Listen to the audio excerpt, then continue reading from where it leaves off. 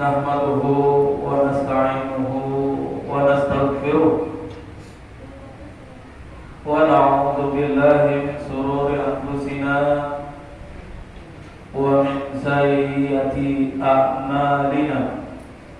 May yahdihillahu fala mudilla lahu wa may yudlil fala hadiya lahu. Wa ashhadu an la ilaha illallah wahdahu la syarika lahu wa ashhadu anna Muhammadan 'abduhu wa rasuluhu alladzi la nabiyya ba'dahu. Faqad qala Allah subhanahu wa ta'ala fi kitabihil karim wa huwa asdaqul ayyuhalladzina amanu taqullaha haqqa tuqatih wa la tamutunna illa wa antum muslimun.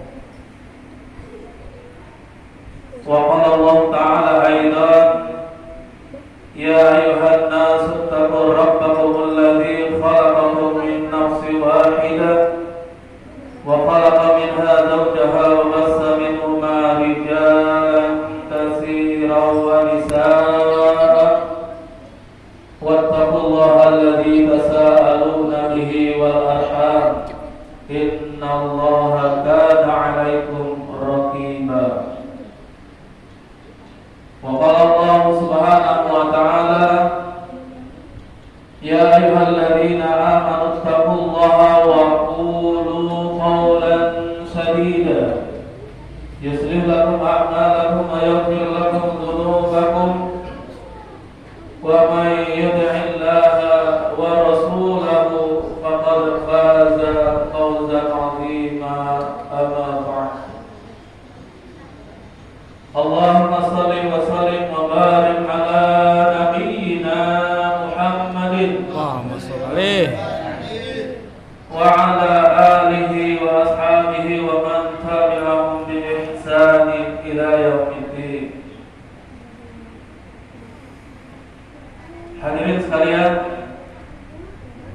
jamaah Masjid Ar-Rahmah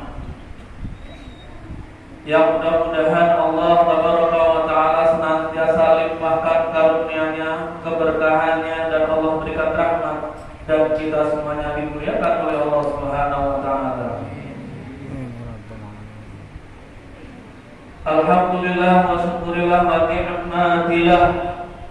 Pada kesempatan yang mulia ini kita dikumpulkan oleh Allah tabaraka wa ta'ala di tempat yang mulia dalam rangka untuk memuliakan waktu-waktu yang paling mulia, waktu yang dimuliakan oleh Allah Subhanahu wa ta'ala, waktu yang dimuliakan oleh Rasulnya, Nabi kita yang mulia Rasulullah Muhammad sallallahu alaihi wasallam, waktu pula yang dimuliakan oleh seluruh kaum muslimin di mana saja, yakni Syahrul Mubarak, Syahrul Ramadan. Mudah-mudahan ibadah kita baik di siang hari dan di malam hari, di pagi hari dan sore harinya diridhoi oleh Allah Subhanahu wa ta'ala, dicintai oleh Allah Subhanahu wa ta'ala. Karena definisi ibadah, orang dikatakan ibadah kepada Allah Subhanahu wa ta'ala itu ketika seseorang telah melakukan apapun yang dia lakukan dan yang dilakukan itu menghasilkan seluruh rangkaian yang dicintai dan diridhoi oleh Allah Subhanahu wa ta'ala, baik itu diamnya seseorang maupun bergeraknya seseorang. Jadi yang namanya ibadah itu adalah mencakup seluruh apa-apa yang dicintai, mencakup seluruh apa-apa yang diridhoi, baik diamnya seseorang maupun bergeraknya seseorang. Ketika kita diam, mudah-mudahan diam kita dicatat oleh malaikat, dilaporkan oleh Allah Subhanahu wa ta'ala sebagai nilai ibadah di sisi Allah Subhanahu wa ta'ala. Apalagi kita bergeraknya dari pagi sampai sore, dari sore hingga pagi hari, mudah-mudahan geraknya kita dinilai oleh Allah Subhanahu wa ta'ala juga sebagai ibadah di sisi Allah Subhanahu wa ta'ala. Kemudian daripada itu jamaah sekalian yang dimuliakan oleh Allah Subhanahu wa taala. Nikmat Allah Subhanahu wa taala begitu banyak. Nikmat Allah Subhanahu wa taala saking banyaknya, tidak ada satupun memakai alat apapun tidak bisa menghitung nikmat Allah Subhanahu wa taala. Allah Subhanahu wa taala berfirman, "Wa in ta'uddu ni'matallahi la tuhsuha." Sesungguhnya apabila kalian menghitung nikmat-nikmatku, sesungguhnya kalian pun tidak akan mungkin untuk bisa menghinggakannya. Tidak akan mungkin bisa menghitung nikmat-nikmatku. Oleh karena itu hadirin sekalian ma'asyiral muslimin rahimakumullah, Imam Ibnu Qayyim al-Jauziyah rahimahullah taala dalam kitabnya Tazkiyatun Nufus,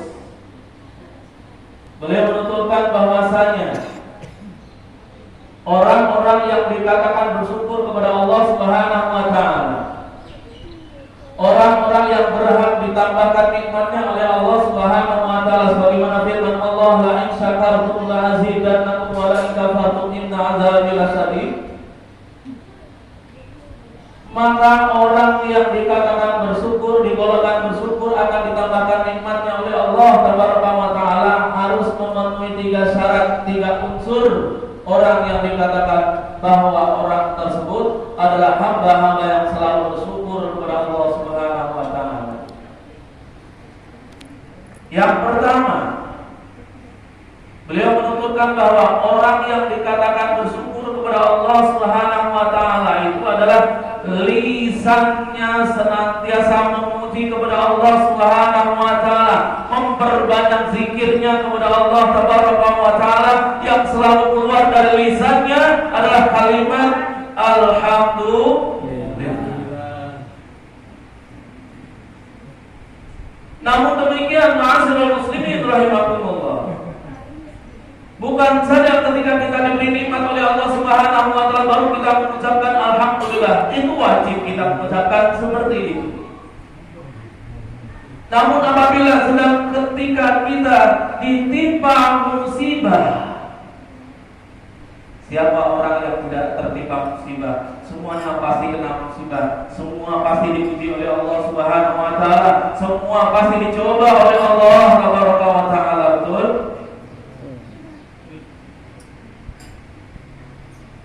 Oleh karena itu ketika kita memuji kepada Allah Subhanahu wa taala, alhamdulillah ya Allah telah memberikan nikmat, tetapi kita juga wajib mengucapkan alhamdulillah dengan cobaan yang senantiasa ada pada diri kita, datang kepada kita dan kita rasakan. Kenapa? Karena seluruh ujian atau cobaan, di balik ujian atau cobaan itu pasti ada hikmahnya. Kalau itu kehendak Allah Subhanahu wa taala, pasti baik adanya. Ma'asyiral muslimin rahimakumullah. Contoh, seseorang sedang sakit misalnya, kemudian yang sehat nengok atau busuk, apa doanya? Doanya kan kita mendekati kepada orang yang sakit itu, entah itu saudaranya, entah itu tetangganya, entah itu teman dekatnya atau sahabatnya. Yang kita ucapkan apa? La ba'sa tahuran insya Allah. Kita ucapkan itu kepada siapa? Kepada orang yang sedang sakit. Apa maknanya? La ba'sa tahuran insya Allah. Tidak mengapa sakit, karena sakit itu pasti ada obatnya, sakit itu pasti ada hikmahnya, dan yang namanya sakit insya Allah Ta'ala, Allah pasti akan mengampuni dosa kamu. Jadi ketika kita melihat orang sakit, jangan malah kita supai. Sekarang lo udah mulai tua lo, dulu waktu muda lo kerjain ini, melakukan itu, gue syukurin lo sekarang mampus. Kenapa mampusnya gak dari dulu-dulu saja? Gak boleh kayak gitu. Kita disunahkan di dalam syariat, ketika tetangga kita sakit, kita tengok, kita besuk, kita doain, la ba'sa tahuran insyaallah. Ternyata orang sakit itu, dibalik sakitnya itu Allah mengurangi dosanya.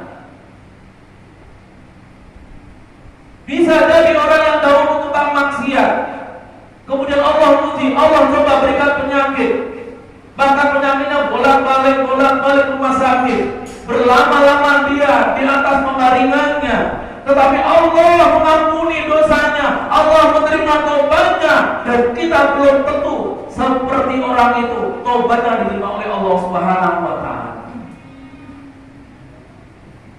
Jadi mari kita belajar apa? Belajar untuk senantiasa berpositif thinking. Selalu ada dalam benak kita adalah berprasangka baik terhadap siapapun. Jangan selalu berprasangka buruk terhadap siapapun. Tetangga beli motor baru, meskipun kredit, kita panas hati, bukan ikut alhamdulillah, malah disyukurin. Nanti kalau jalan dicium bajai, baru gue akan bilang alhamdulillah. Gak boleh seperti itu. Hadirin sekalian, ma'asyiral muslimin rahimakumullah, shaimin shaimat yang dimuliakan oleh Allah Subhanahu wa taala. Itu yang pertama. Ini anak-anak, adik-adik ini ketika kita kasih hadiah, yang gede-gede juga ketika terima daripada uang jajan dari bapak ibunya, kira-kira setelah mendapatkan uang jajan akan bilang apa juga? Alhamdulillah. Enak, senang gak dikasih duit? Senang. Ketika senang memuji kepada Allah.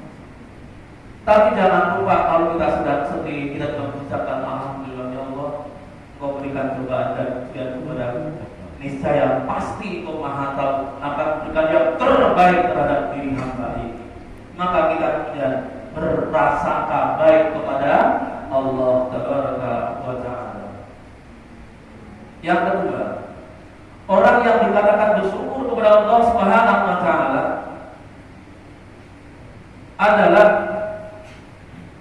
seseorang bisa meyakini, mengakui bahwa seluruh nikmat itu datangnya dari Allah Subhanahu wa taala, bukan dari siapapun yang memberikannya.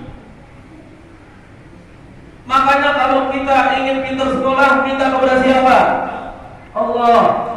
Jangan kepada kuburan. Apalagi kepada dukun. Siapa yang dagang, yang ingin dagang laris, minta kepada siapa? Allah Subhanahu wa taala. Yang pengen dapat pekerjaan, minta kepada siapa? Allah Subhanahu wa taala. Yang belum bekerja, ingin bekerja, bahkan ingin masuk kantor, mintanya kepada siapa? Allah Subhanahu wa taala. Ini yang namanya mentauhidkan Allah Subhanahu wa taala. Karena apa? Segala apa yang kita sandarkan, apa yang kita gantungkan, tawakalnya hanya kepada Allah Subhanahu wa ta'ala. Dan kita harus belajar seperti itu. Dan wajib seluruh rangkaian ibadah kita, doa kita, permintaan kita, harapan kita gantungkan hanya kepada siapa? Allah Subhanahu wa ta'ala. Termasuk anak-anak muda yang sudah pengen nikah, mintanya kepada siapa? Jangan mana nama Hansip. Bapak-bapak yang pengen nikah lagi, minta kepada siapa? Mikir dulu aja. Mikir dulu saja. Jadi seperti itu. Kalau kita dikatakan bersyukur kepada Allah Subhanahu wa taala dan kita mendapatkan nikmat yang ditambahkan oleh Allah, yang kedua adalah kita harus mengakui bahwa seluruh yang memberikan nikmat bukan siapa-siapa. Maka ketika kita minta pun hanya kepada Allah Subhanahu wa taala semata. Bahkan kalau kita hati kita sedang sedih, kita minta kepada Allah, ya Allah, tenangkanlah hamba ini, ya qalibal qulub, sabbit qalbi ala din. Kan begitu. Ya Allah yang Maha membolak-balikkan hati, tunjukkanlah kepada hamba-Mu ini agar senantiasa ada pada jalan yang lurus. Yang ketiga, udah haus Pak, udah haus. Yang terakhir saya Tadi habis zuhur ada acara di BPP apa? Menteri Ristek Teknologi sampai menjelang asar baru kelar. Tapi yang ketiga Bapak dan sekalian yang dimuliakan oleh Allah Subhanahu wa taala. Orang yang mengatakan bersyukur adalah, nah ini penting juga, menggunakan, memanfaatkan nikmat Allah untuk senantiasa tambah ketaatannya, tambah kepatuhannya, dan senantiasa mengharap dan terus mencari keridhaan Allah Subhanahu wa taala. Ada yang apa enggak bersama saya ucapkan? Memanfaatkan, menggunakan seluruh nikmat Allah Subhanahu wa taala agar bertambahnya nikmat kita, bertambahnya kepatuhan kita, bertambahnya ketaatan kita kepada Allah dan Rasul-Nya. Bapak dan Ibu sekalian yang dirahmati oleh Allah Subhanahu wa taala, ini maksudnya seperti ini. Siapa yang hari ini dikasih oleh Allah Subhanahu wa taala harus puasa karena dikasih oleh Allah sehat. Setuju apa tidak? Setuju. Jadi kalau mereka tidak puasa meskipun sholat, meskipun dia sehat, kira-kira nanti dihukumi seperti apa? Halo, Mbak Ibu. Dia sehat, punya kesempatan, tapi nggak puasa, nggak ada uzur sama sekali. Tapi nggak puasa, nggak sholat, gimana orang yang model seperti ini? Dalam surah Al-Mudaththir, kita mau baca, ternyata ada ayatnya.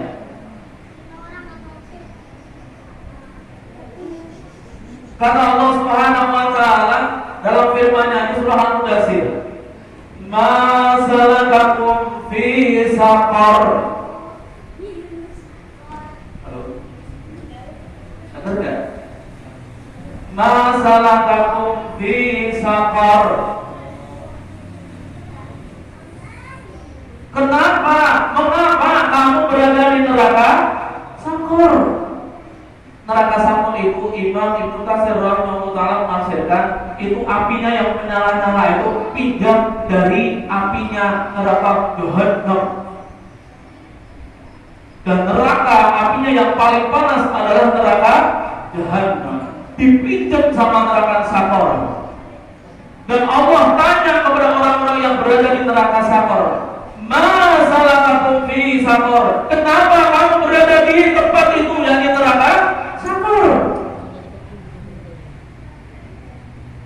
Orang-orang yang berada di neraka Saqar jawab, qalu, mereka mengatakan begini, "Lam yakum minal musallin." Ya Allah, dulu kami berada di neraka Saqar ini disebabkan karena dulu ketika aku sehat, ketika aku punya kesempatan gak berangkat ke Masjid Ar-Rahmah meskipun masjidnya dekat dengan rumah. Ada gak?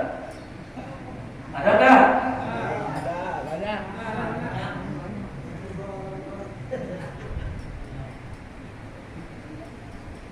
Astagfirullahaladzim. Kata Allah Subhanahu wa taala, "Masalahku fi saqar." Kenapa engkau berada di neraka Saqar yang apinya menyala-nyala, pinjam dari neraka Jahannam? Lam yakum minal musallin. Ya Allah, kami dahulu ketika hidup di petamburan dekat Masjid Ar-Rahmah, masjid ini dengan rumah, tetapi gak pernah hadir di Masjid Ar-Rahmah. Kalau hadir kira-kira ini kuat apa enggak di Masjid Ar-Rahmah ini?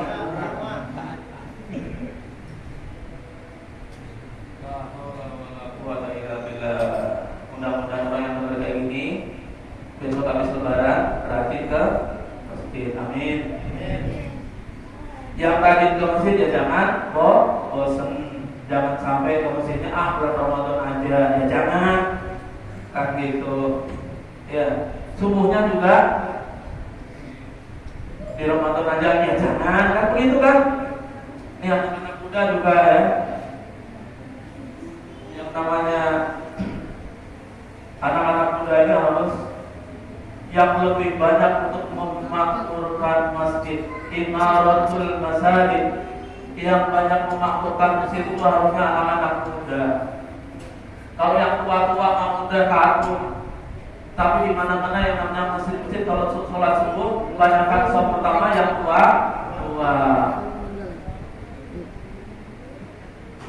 Sampai-sampai saya pengen menawarkan kalau cuma itu kita baca surah Sajadah dan surah Al-Insan itu kadang-kadang tambah tega. Di sini banyak orang-orang yang sembuh. Nanti ketika baca surah As-Sajadah dan surah Al-Insan nanti tentunya gemeter. Iya. Akhirnya saya kadang-kadang kalau sholat Jumat pagi ditenangkan. Saya dijadikan imam khusus untuk Jumat karena baca surah As-Sajadah dan surah Al-Insan. Tapi tidak mengapa nanti suatu saat kita mulai saja. Insya Allah kita mulai. Kalau Jumat kita baca surah Sajadah dengan sujud Sajadah. Sudah pernahkah? Belum. Nah, insya Allah nanti kapan-kapan kita mulai. Setuju kan? Dan saya ini baru pembukaan loh, belum buka kita. Kita buka kitab ya. Jadi kita simpulkan yang namanya bersyukur, insya Allah tambahkan siapa yang bersyukur. Satu, lisannya selalu mengucapkan alhamdulillah. Yang kedua, mengakui dalam hati yang paling dalam nikmat itu tidak ada yang berikan kecuali datangnya dari Allah semata. Yang ketiga, memanfaatkan, menggunakan nikmat Allah untuk senantiasa berada dalam atau pada jalan yang senantiasa diridhoi oleh Allah Subhanahu wa Ta'ala. Termasuk kalau kita dibangunin malam, kemudian kita sholat malam, nah itu subhanallah ya. Biasanya kalau kita sholat malam kan biasanya bangun malam, setelah bangun malam ke kamar mandi, ngapain? Pipis, habis pipis. Nah itu termasuk gak bersyukur kepada Allah Subhanahu wa Ta'ala. Dibangunkan oleh Allah, gak mau sholat. Baik. Bapak dan Ibu sekalian, shaimin-shaimat yang dimuliakan oleh Allah Subhanahu wa Ta'ala. Manusia itu serba terbatas. Manusia itu serba lemah. Kira-kira kalau saya mengungkapkan kata-kata atau kalimat ini, Bapak dan Ibu setuju apa tidak? Manusia itu lemah. Manusia itu serba terbatas. Terutama terbatas di dalam memahami makna hidup yang sesungguh-sungguhnya. Lalu apa makna hidup yang sesungguhnya itu? Makna hidup yang sesungguhnya adalah hidup yang akan kita rasakan, yang akan kita dapati, yakni hidup yang ketika itu kita berada di negeri akhirat. Kalau hidup di dunia bukan hidup yang sesungguhnya. Hidup yang sesungguhnya ada di akhirat. Kita sebenarnya pasti pengen masuk surga, gak mau pengen masuk neraka. Dan itu semuanya kehidupan yang abadi. Nah, oleh karena itu Allah Subhanahu wa Ta'ala berfirman dalam surah Ar-Rum ayat yang ke-7. Ya, ini menunjukkan bahwa Allah Subhanahu wa Ta'ala berfirman, menegaskan apa kata Allah Subhanahu wa Ta'ala? Surah Ar-Rum ayat yang ke-7. Bismillahirrahmanirrahim.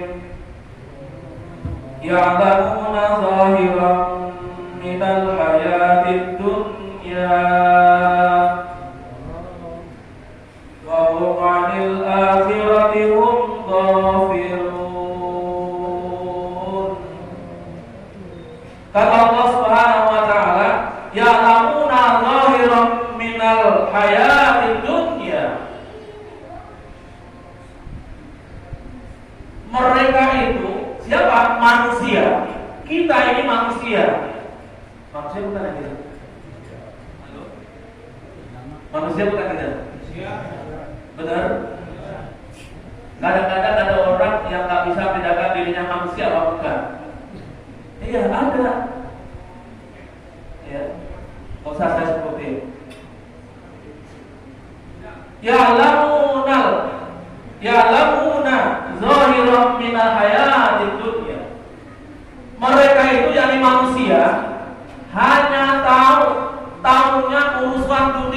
tahunnya adalah masalah dunia.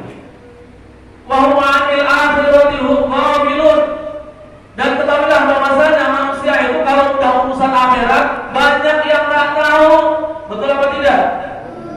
Tahunya urusan apa? Dunia. Siapa yang bilang? Allah. Ya'lamuna zahiran minal hayatid dunya. Mereka itu manusia itu tahunya cuma urusan dunia. Maka hari ini tidak ada manusia yang tidak sibuk. Bahkan hari ini banyak orang yang super sibuk. Sampai sibuknya lupa akhirat. Inilah kata Allah Subhanahu wa taala, ya'lamuna zahiran minal hayatid dunya. Mereka tahunya hanya urusan dunia. Ya. Saya punya jamaah di Rumah Sakit Islam Cempaka Putih. Kira-kira 15 tahun yang lalu, Pak. Dagang nasi ya biasalah, murah-murah. Kita bisa tahu kalau 15 tahun yang lalu nasi satu menu kira-kira buat kita cukup untuk Rp10.000. Kalau sekarang Rp10.000 paling ya tempe sama sayur ya. Oke. Singkat cerita, ini Bang Udin ya.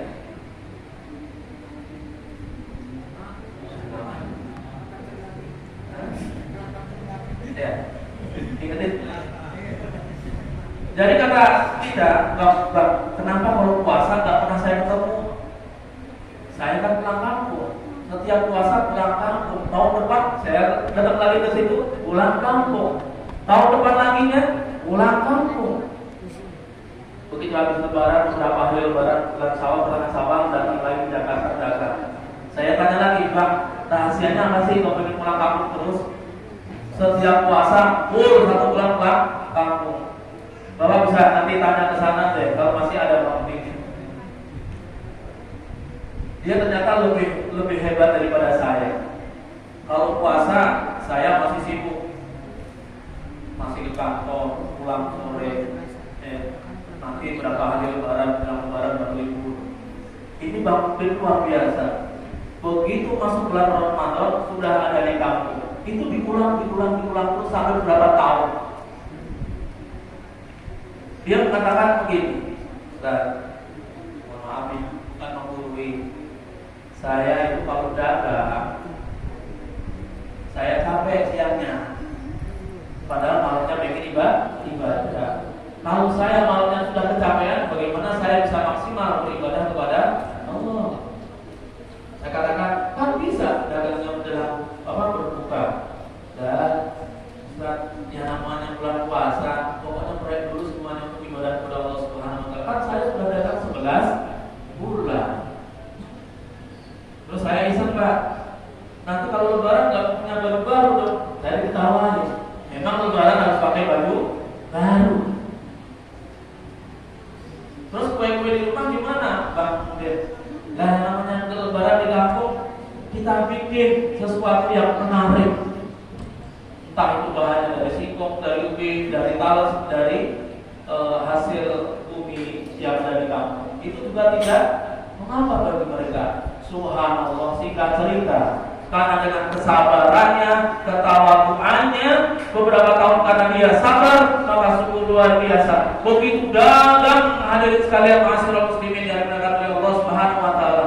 Dagangannya laris berlipat-lipat, keuntungannya juga berlipat-lipat. Alhamdulillah, rumah dibangun di kampung. Alhamdulillah, bahkan satu keluarga bisa berangkat haji ke Baitullah. Subhanallah, Allahu.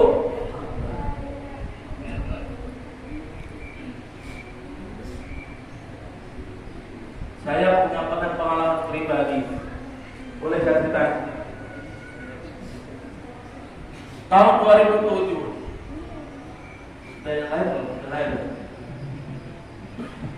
Tahun 2007. Sebelum tahun 2007 itu, Pak, saya kuliah ke sono kemari baru berapa semester berhenti. Saya kuliah di sono, mahat sini, baru berapa semester berhenti. Kenapa? Masih bujangan. Duitnya buat koya-koya. kerja punya duit sedikit, wah udah keasikan punya duit tukang beli kuliah. Bapak dan ibu sekalian, begitu saya rumah tangga, alhamdulillah,